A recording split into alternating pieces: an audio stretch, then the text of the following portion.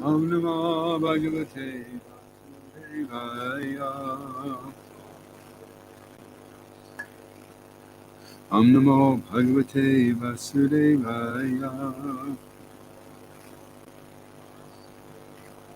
So we're on the 7th canto, it's chapter 15, entitled Instructions for Civilized Human Beings. So there's been a lot of instructions. We're on text 65. As far as I know, just check actually. Yeah. Atmajaya Sutadinam Anesham Savadehanam Yatsvata Kamayo Aikya Travetvam Tam Uchate Atmajaya Sutadinam Anyesham Savadehanam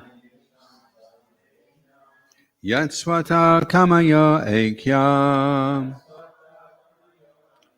Dravyadvaitam Taduchate. Bolo. Atmajaya Sutadinam Anyesham Savadehanam Yatsvata Kamaya Aikya Travadvaitam Taduchate. Dinam Anyesham Savadehanam Yatsvata Kamaya Aikya Travadvaitam Taduchate. Atmajaya Sutadinam Anyesham Savadehanam Yatsvata Kamayo Aikya Travadvaitam Taduchate. Mataji's. Atmajaya Sutadinam Anyesham Savadehanam Yatsvata Kamayo Aikya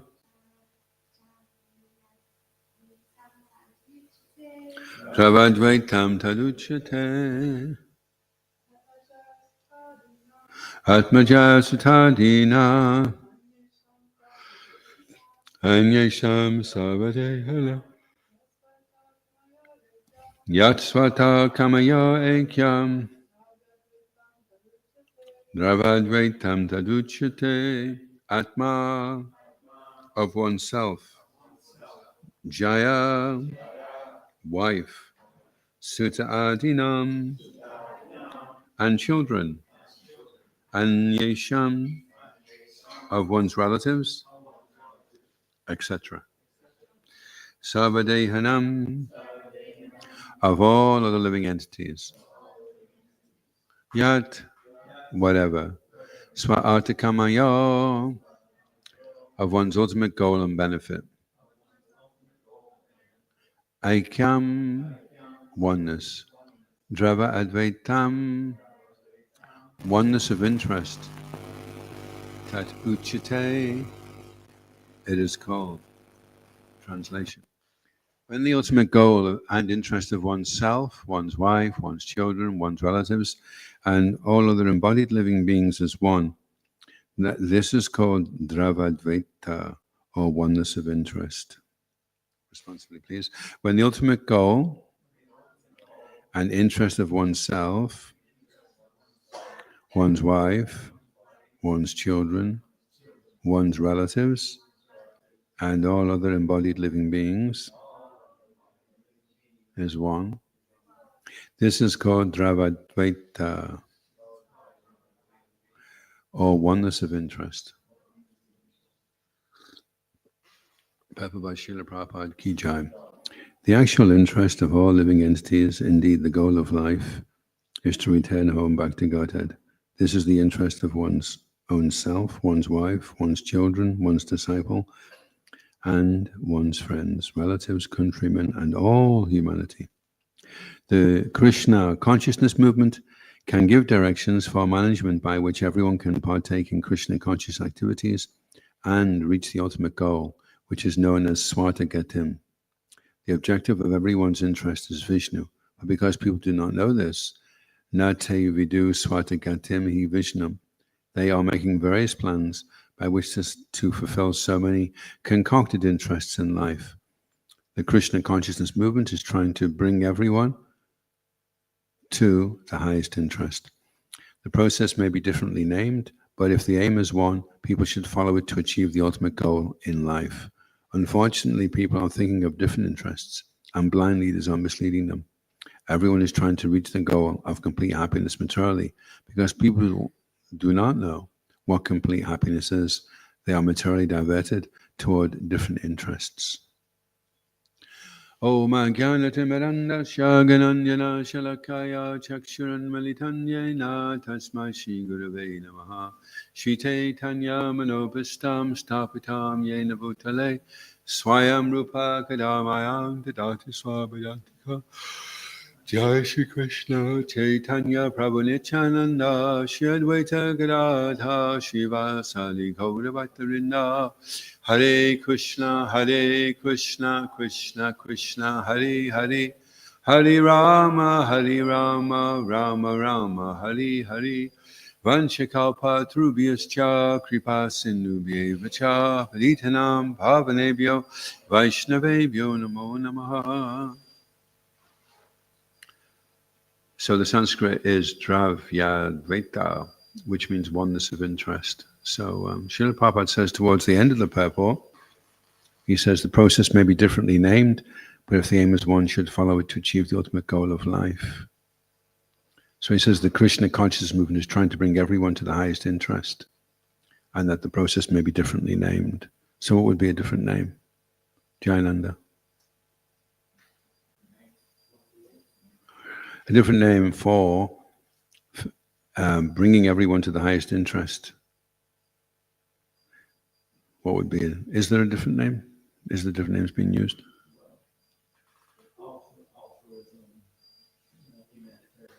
Yeah.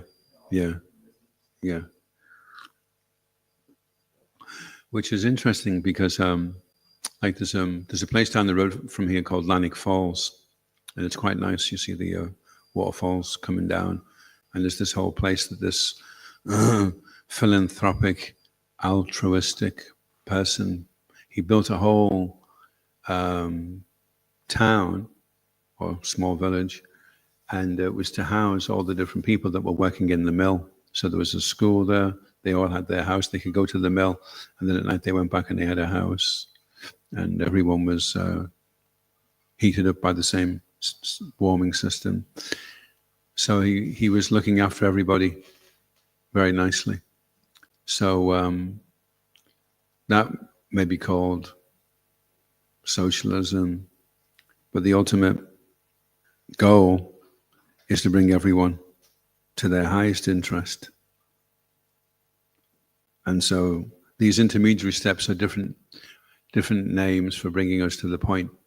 So that if you have a life where materially you're reasonably comfortable, then you've got time then to wonder about, well, what is the goal of life and how do I achieve the highest perfection? Whereas if you're distracted by trying to stay alive, trying to put food on the table, trying to have a good place to live, then you don't have the time. You become preoccupied. So the idea is to come to a point in your life where you can be sustainable. And it may take you longer, but better it takes you longer than you try to apply yourself to pursuing the highest goal of life sporadically. And you go all out and you can't maintain it. And then it's all or nothing. You either give everything or you give nothing. Do you know what that's called, Jayananda Prabhu? There's a Madhura Kandamani, and it refers to 6 forms of unsteady devotional service. So Vayuddha Vikalpa is sporadic endeavor. So 1 minute you're into it, 1 minute you're not into it. So how can you maintain a consistent level of enthusiastic Krishna consciousness, devotional service, and at the same time have all your material things fulfilled, and then progressively over a period of time become detached from these things, and then be able to take fully to Krishna consciousness? Just like now, some devotees have become brahmacharis. What's brahmachari? Do they say what's the main quality of a brahmachari?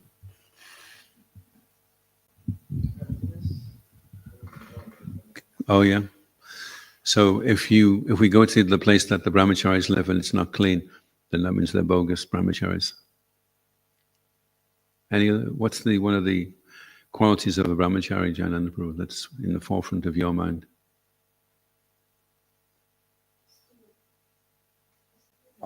A student. So you're going to say that? Oh, okay. Yeah. Yeah. Always available for service. No. Sometimes a person may think he's a brahmachari, but if he gets upset all the time because he wants to do this, oh, well, I plan to do that. Yeah, well, we need to do this now. The building's on fire. Oh, nobody told me about that. So brahmachari is just, okay, what's the program? Open at center in Siberia, no problem. Any money? No. Okay, see you in 10 years. That's brahmachari. So in the Varnashram system, 25 years you were trained as brahmachari. Now we get trained for 25 minutes as a brahmachari, and then we want to get married. And then we wonder why we have problems. So if you can't manage 25 years, because if you did, then you'd be 50 by the time you got married, you know. You'd be supposed to be taking vanaprastha when you were, but at least there should be 5, 10 solid years of brahmachari. Prabhupada said every man in the movement should be a brahmachari, and every woman should get married. And what he really meant was every woman should get married to a brahmachari, not somebody that's going to struggle with his control of the senses and then slow her progress down as well in spiritual life. So if a lady is looking for someone to get married to, then she should be looking for a fixed up brahmachari. That's the problem. The fixed up brahmacharis don't want to get married. If a person's too keen to get married, that's not a good sign either. Anyway, it's tricky. It's difficult right now. 100 years from now, there will be brahmacharis. There have been brahmacharis for 25 years. But we have candidates coming now that have been anything but brahmacharis for 25 years. And then brahmacharis for a short period of time, and then need to get married.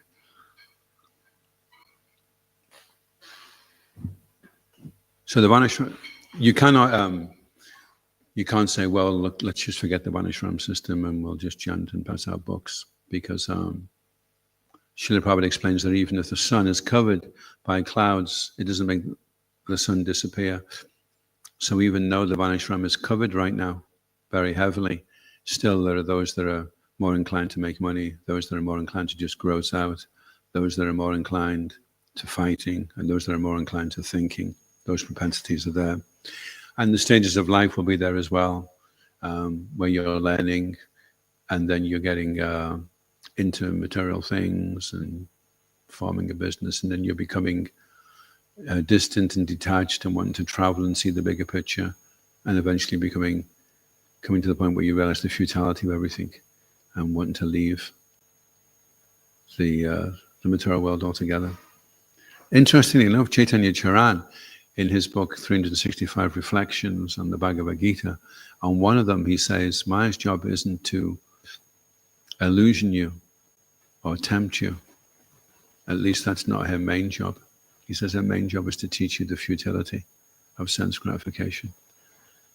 And that's what she's going to teach you. She's going to teach you it either the clever way, where you hear that and you think, okay, or she'll teach you it the long way, where you have to fall down to material life and go through a hellish situation, and then eventually after many lifetimes, perhaps, come to the conclusion that this is futile. That's her real job.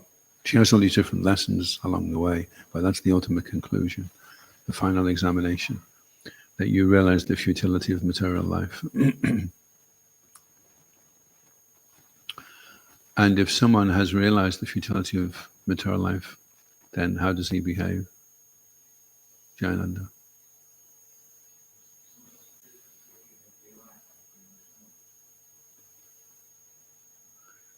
What would be a symptom of somebody?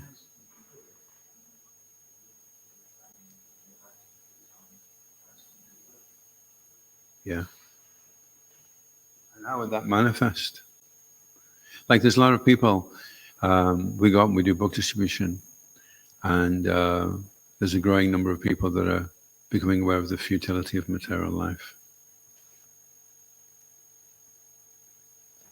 So if we're aware of that, or we're consciously trying to pick up on that, perceive that in people, then we can introduce them into spiritual life to one degree or another.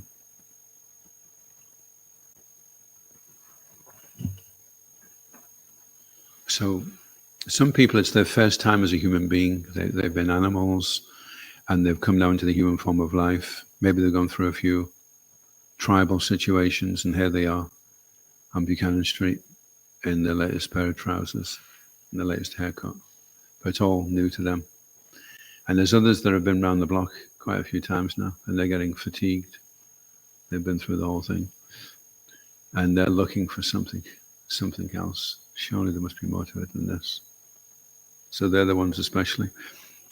And the preacher is really Majjhima Adhikari. So he's able to see who the innocent are, who the devotee is. He really wants to associate with the devotee. That's what Sankirtan means. It means finding the devotee and associating with him. And how does he associate? Dadati patiginati guyamakti prijati bhungtai bojai chicheva sadvatim pratilakshana. You know the translation, Jayananda? You know? Dadati is to give, dadati priya. So it means to give, to accept, to offer food, receive food, and then guyam is a secret, guyam akati prijati. Have the person open up, and you also have a heart to heart. So they're the 6 living exchanges. So all you have to do is go out there, find the devotee, and engage in those 6 living exchanges.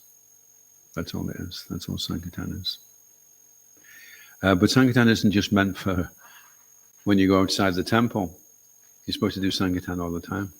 So when you're in the association of the devotees, there should also be Guyamakti Prijati. There should be Dadati Pratiginati. You should be giving and receiving gifts, inquiring confidentially, and hearing.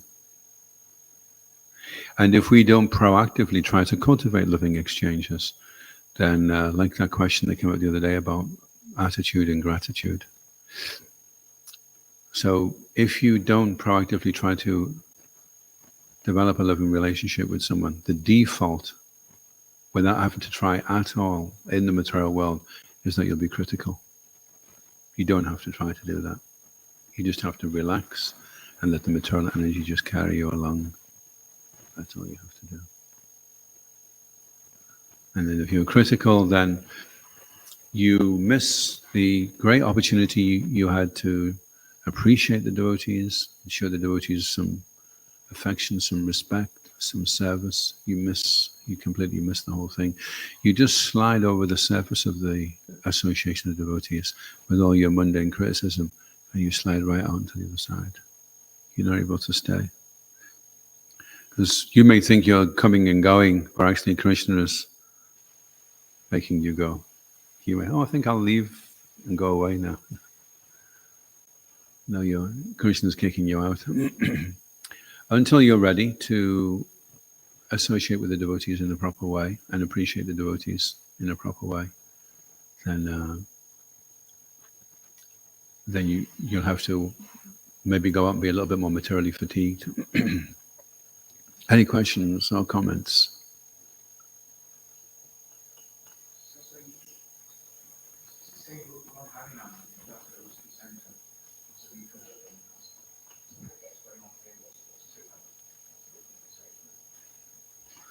You can tell them that we're in ecstasy, but we're not on ecstasy. And that we're expressing our joy, our love for God, and sharing it with other people. That's what we're doing on Harinam. We're coming out of the closet. We don't want to be closet Krishnas. We want to be. Who was it was saying? I was out in Sankirtan the other day with one of our lady devotees. She came over to me and she says, "I'm so disgusted with how the people that she's trying to stop are trying to forget their culture. They're coming over into the West to try and be Westerners, and they're embarrassed by their culture. So rather than wearing the traditional dress, they're wearing Western clothes, and they're trying to mingle in and just be a Westerner, like everybody else, you know." And there is a train of thought going on now that we need to kind of Westernize things more, and you know. But the whole point was, Prabhupada came. He gave such a stark alternative to show people this is different, not that we're just another permutation of what we've already got. That's the whole point. It's an alternative, because this is a useless waste of time. Even the way people dress, it's all speculation. They've got these they've got these fashion shows now, and you know, a guy's walking down and he's dressed up like a Christmas tree. Somebody else has got these trousers and they're like stuck out here. Totally ridiculous, you know. And it's supposed to be the fashion. Just some crazy person on some unusual substance has just thought of this, you know. Oh no, I had a dream last night. We've got to wear hats that are like bananas. It'll be so cool, you know. And then you see it in a film and that's it. Everyone's walking around with a banana hat. Good morning. Oh, where's your hat? Have you not got one of them yet? That's what fashion is, right? Whereas the dhoti, you don't get a flared dhoti or a tight leg dhoti. You just get a dhoti, right? It's like a chapati. You don't get a triangular chapati. The chapati is perfect and complete. The kartal, the mridanga, the sikha, the tilak, it doesn't go into another, we've got a new one that goes like that. Woof. It's like the new tilak. Have you seen the new tilak like that? You should check it out. It's the new tilak. It's just this. It's always the same. The sari is the same. The sari was voted the most complimentary dress for a woman. Makes a woman look more beautiful because it emphasizes more the woman's personality than the lady's form. Whereas in the West, you know, the guy sees the lady, he doesn't even know what she looks like. He just sees everything else but her face, and he thinks, okay, she's the one for me. And later on, he looks at the face. Oh, is that you? So the face, the person, is the most important thing, and then everything else.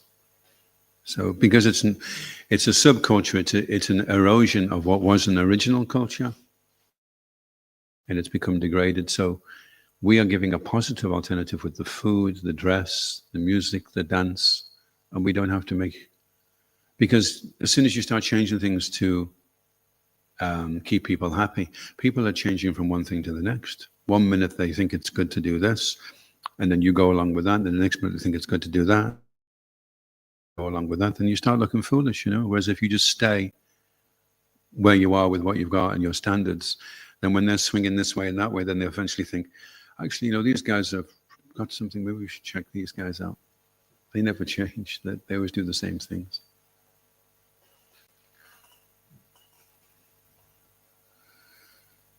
Krishna East. That's where he came from. Have a feast with the Krishna East. Any other questions or comments? Yes. Reynus Brahmachari, Prabhu.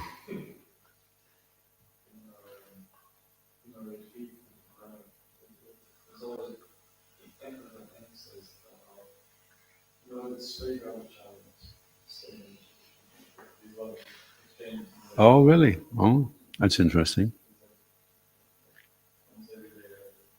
Mm.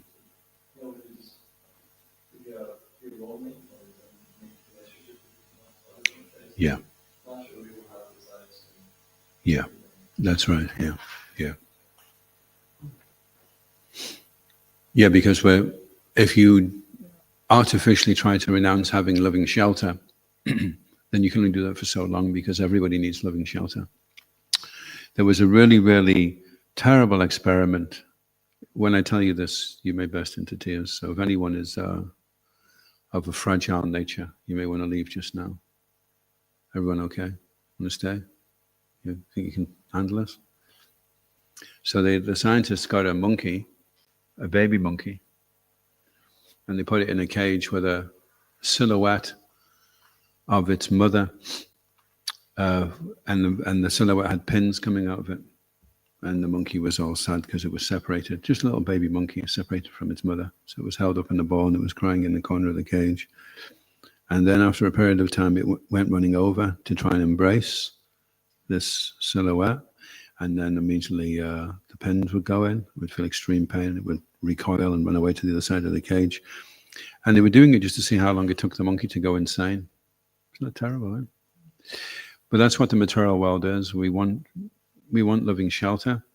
So we grab hold of Maya and it hurts and it causes pain. And then we recoil and then we run back to the corner of the cage because we really want Krishna's loving embrace. And we embrace him through service, through chanting, through hearing about him, being absorbed in him, having living exchanges with devotees. Otherwise we'll run for the Maya, for the silhouette, and then there'll be pain. And that's where it's supposed to teach us that you won't find love and shelter here.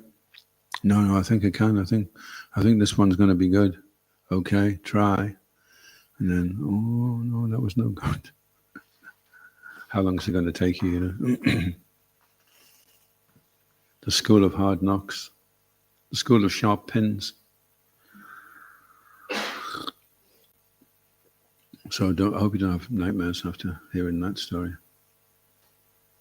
It shows you how demoniac they are. They did the rat test as well, where they threw the rat in the water. It took it 15 minutes to drown. So they threw another rat in, and after 40 minutes, they lifted it up out of the water and then dropped it back in again. And that one survived for 60 hours, called the hope experiment. Give somebody hope, they'll go a lot longer. Horrible, eh? But it just shows if you have hope, you can continue a lot beyond what you think you can.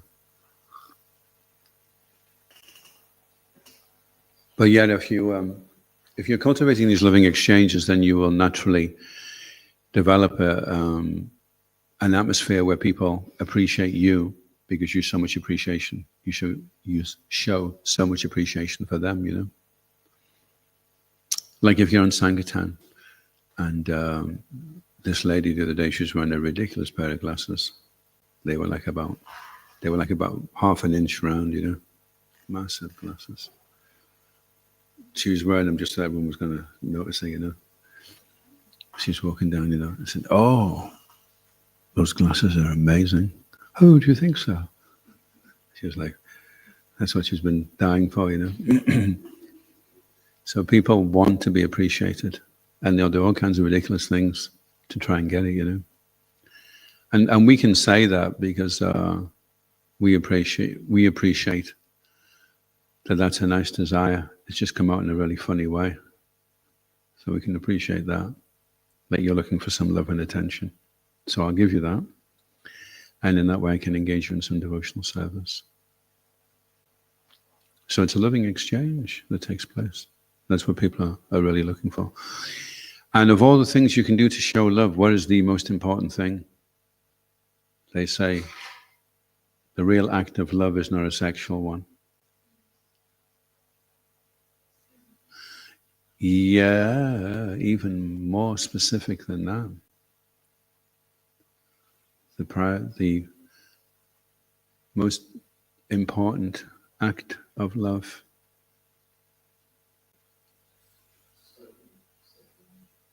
That's what she just said. The most, like if you're wondering why, say you have a relationship with somebody and it's not very loving and you'd like to increase it, what would be the most important proactive thing you could do to make the relationship more loving? They said service. It could also, appreciation would be there, but this would be more of something that you would do, something that, like appreciation is kind of passive, but this is something that you would do.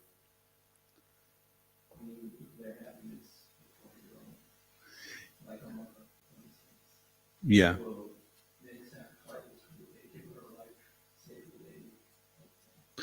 Like with empathy, they say with empathy, you're showing that you're concerned. But how would you show that? How would you show your empathy? You're here by hearing. That's why if you can hear the holy name nicely, then you'll have loving exchanges with people because you'll be listening to them. And it's the one thing that people don't do. People listen to themselves formulating the reply to what they're hearing. So they're only ever half hearing what you're saying. They're half hearing what you're saying and they're half hearing what they're going to say in response to that. So they're never fully hearing you. Whereas when you fully hear somebody, you come up with the really right thing to say in response, rather than some kind of half-baked thing. Shishikonitai Maya Pashashiki Jai. But the thing about hearing is there's static in the mind all the time.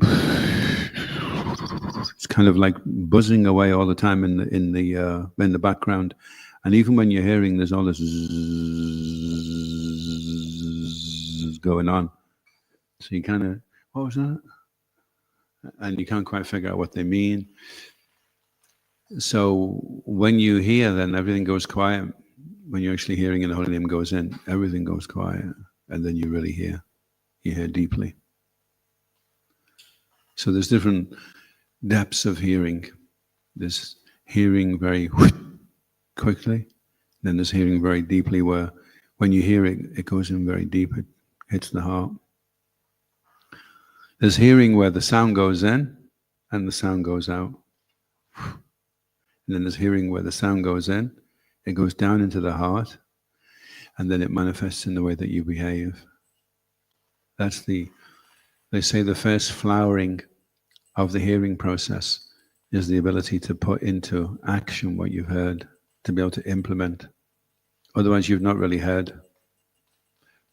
You kind of just passively allowed a vibration to go through your skull. But when you do something, when you hear something, wow, okay, and then you change and you start acting differently, then that means you've heard. Otherwise, it's just passive. Any other questions or comments?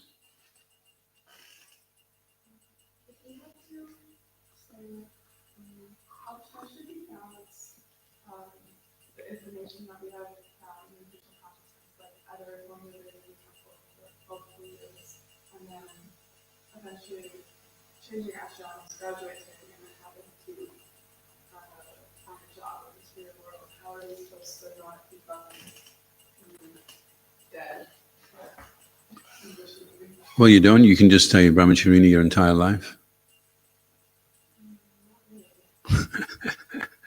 Or you could stay brahmachari. Or you could take sannyas. A lady can't do that, but a man can do that. And then he just stays his entire life.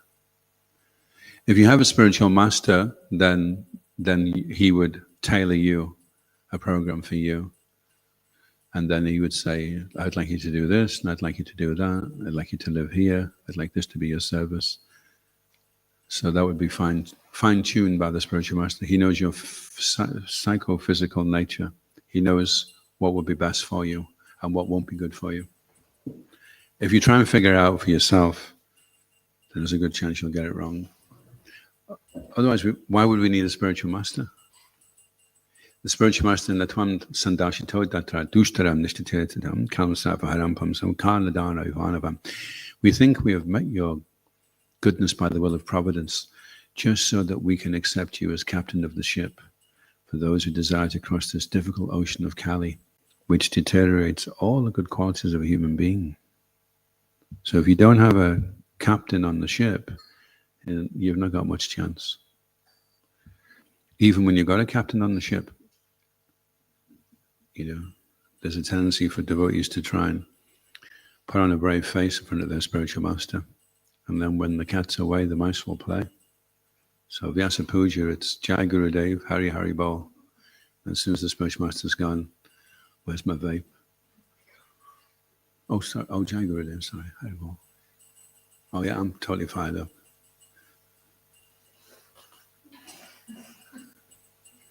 So then you don't need a spiritual master.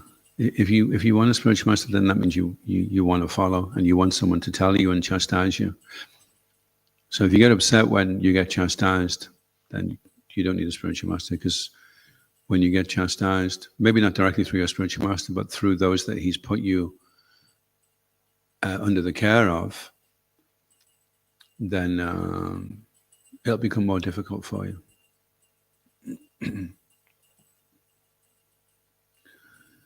It's like the orange was blaming everybody for there was this rotten orange. It was full of rotten orange juice.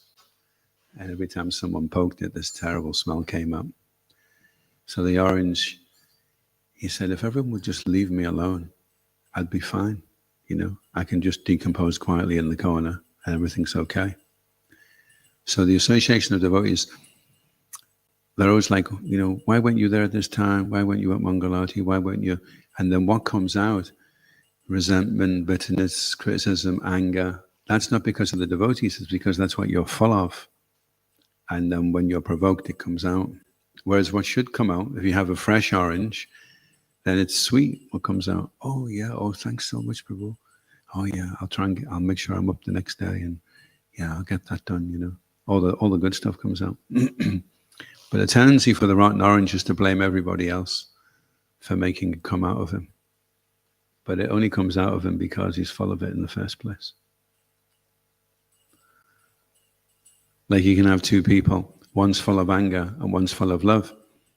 And, somebody drops the halva and it goes all over the front. And the person full of love says, oh, Prabhu, are you okay? That pot was too heavy, you shouldn't push yourself so hard. And the angry one, why are you such a devotee? This is a new devotee, you idiot. What do you think? Same situation, two different reactions going to what's there in the person.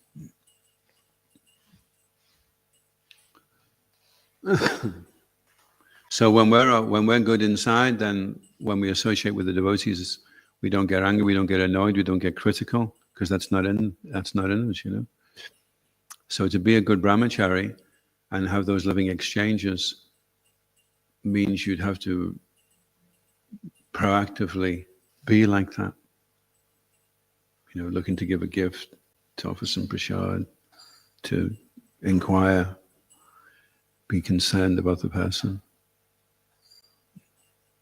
You have to proactively do that. You couldn't just rely upon your previous conditioning to just allow that to just happen, And it's interesting with the captain in the ship. You ever see these captains? When they're driving the ship, they want the ship to go that way, but sometimes they have to go like this, and then the ship goes that way, and then they go like this, and then the ship goes that way.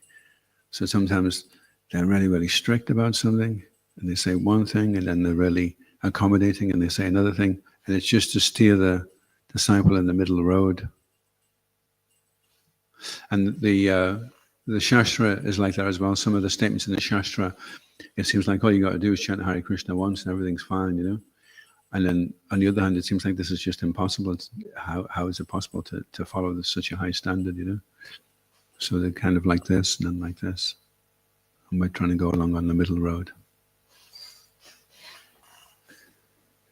Any other questions or comments?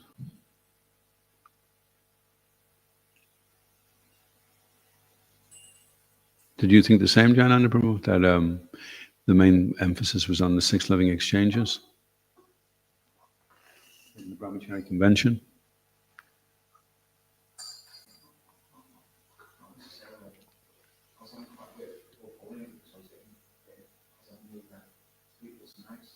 Oh, really? So you were...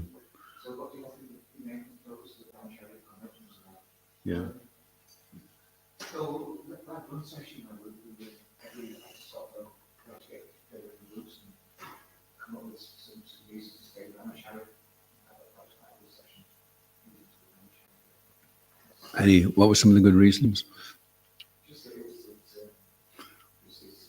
function national, stay Brahmachari,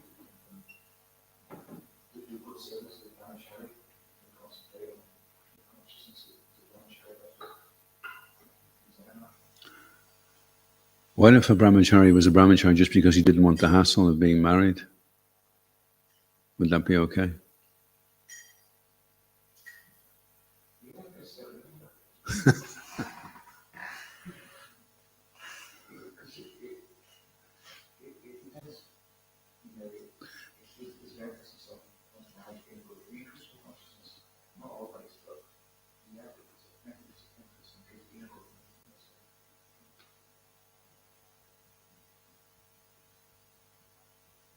Seems like avoiding responsibility. Yeah. So, when we convention, we call that the Sankirtan. Okay. Well, kirtan is a loving exchange. Prabhupada says the deity principle is really leading an elder devotee leads the kirtan and he shares his taste for the holy name with the younger devotees. He says that's the real deity principle. You know, if you're thinking about giving gifts. So that's a loving exchange through kirtan, where you share your taste for the holy name with those that don't have such taste for the holy name, and then they experience a deep taste for the holy name because the person leading the kirtan is more advanced than they are. So that's the deity principle, to give that gift. So yeah, kirtan is very important. It may be that there is some brahmacharis out there that should really get married, but they just don't want the hassle of having to pay bills and be responsible. It may be that. So we have to watch that. We aren't one of those brahmacharis, that we're a brahmachari because we want to advance in our Krishna consciousness. Prabhupada also said the grihastas are more advanced than the brahmacharis because the brahmachari is fasting, but he's not having to look at the feast. The grihasta is fasting and he has the feast right in front of him. If you're fasting and you don't have to look at any prasadam, it's easier than trying to fast. You ever fasted when you're serving prasadam? It's quite austere.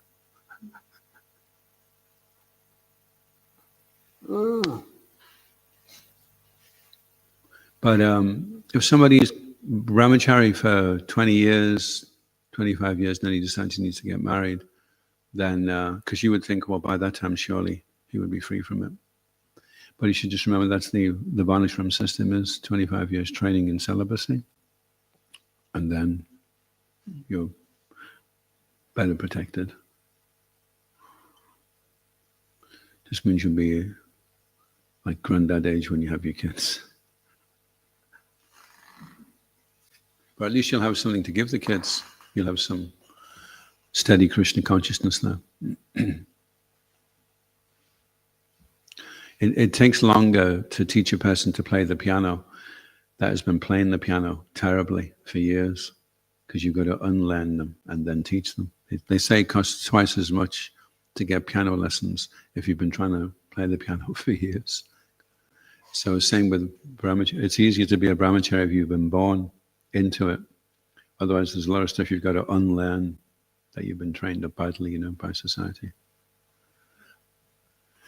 Like the brahmachari is supposed to see the female energy as the mother, and so he sees her he sees the female in a respectful way, but the female is far from portrayed as the mother in Western society. She's anything but the mother, you know.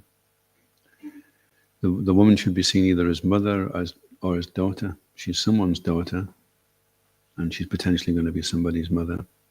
That's how she should be seen, but she's not seen like that. And we've been trained not to see them like that.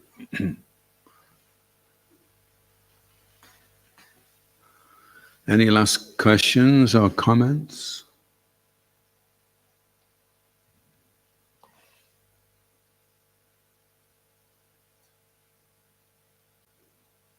So that's a nice verse for the Brahmachari convention, that you see everything, women, children, in oneness of interest, that your main focus is being Krishna conscious, and then whatever happens after that is a minor detail. Savadagani, you become conscious of Krishna, and then Machita Savadagani, you cross over all the other problems. If you're conscious, if you can become conscious of Krishna.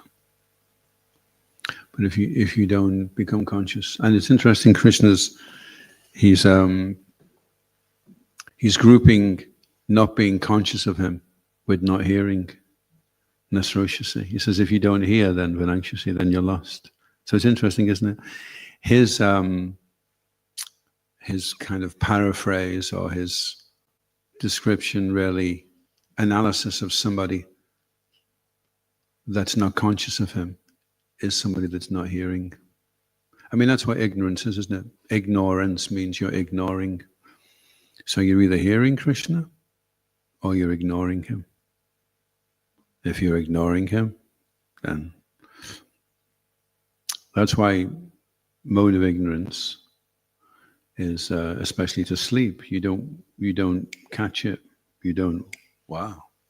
Like if a person is really, really asleep, and you're like making all the noises, he doesn't hear it.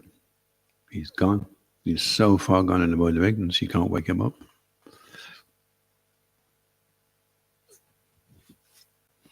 So he's just, that's the mode of ignoring everything. And then Machita Savadagani, all the problems are solved if you hear. So our only real problem is that we're not hearing. If we were hearing everything, we were hearing the holy name, hearing all the messages in the Bhagavatam, hearing all the instructions from our Guru Maharaj, if we were really hearing everything, we would have no problems. Problem is we're not hearing. It's just going in one ear and going out the other.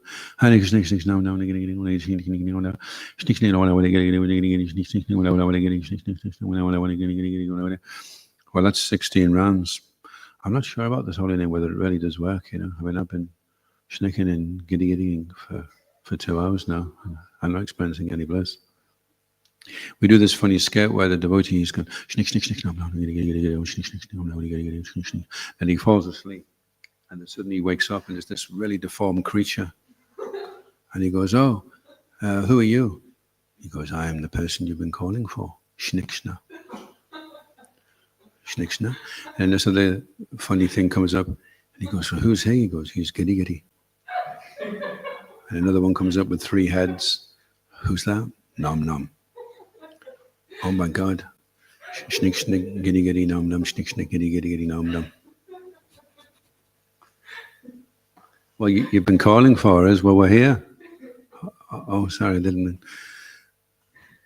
So if you don't hear, then you won't be here. You have to hear to get rid of the fear.